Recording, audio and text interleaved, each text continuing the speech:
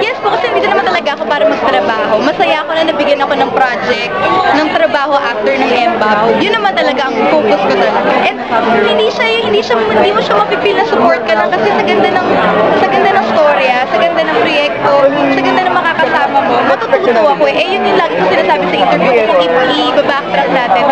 Gusto ko yung natututo ako sa mga katrabaho ko, ito pinagsama-sama. So, tatanggi pa ba ako? Ito, wala akong ikakatanggi talaga. Talagang i-push ko talaga. Yung reaction sa mga fans niya, parang dahil kayo natin sa part, Don't lose hope. Kasi sabi nga namin, eto, hindi man kami magka-love team, may susuportahan sila. Kasi, gaya na sinabi ko kanina, relatable yung storya namin eh. May kababata ka. Anong pakiramdam mo may kababata ka? Lumaki kayo na magkasama hanggang sa kumanda kayo, magkasama kayo. Yun yung dapat nilang abangan. Hindi man kami magka-love team, meron kayong susuportahan. Meron kayong clarify din sila, hindi kayo mag-iba sila.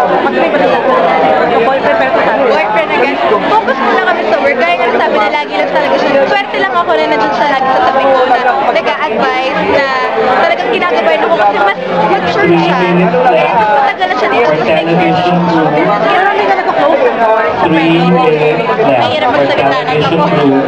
Pero sabi nga ni Coco, ikaw girlfriend material. Ikaw ba boyfriend material? Yes. Kasi talagang nakikita naman natin kung gano'n siya kabuting tao. Yun nga, sinabi ko before, wala siyang masamang ginagay. So, talagang family-oriented. Ganun. Ano ang gagawin mo sa hindi po niya si Catherine? Ano ang expectation mo? Wala pang nababanggit, pero meron ng part na, meron siyang parang gagawin eh. Hindi ko alam kung pwede na sabihin kasi parang gusto niya gawin to before pa. So, ito gagawin na. Okay. Pero kung ano yung friendship niyo Andun pa rin, gaya na lagi ko sinasabi, ang friendship namin is, hindi man kami laging nagkasama, nag-uusap, nag-text. Yung friendship andun, nasa puso. Pag nagkita kayo, parang nagbabacktrack lahat na parang feeling mo kakasama mo lang sa kanya kahapon.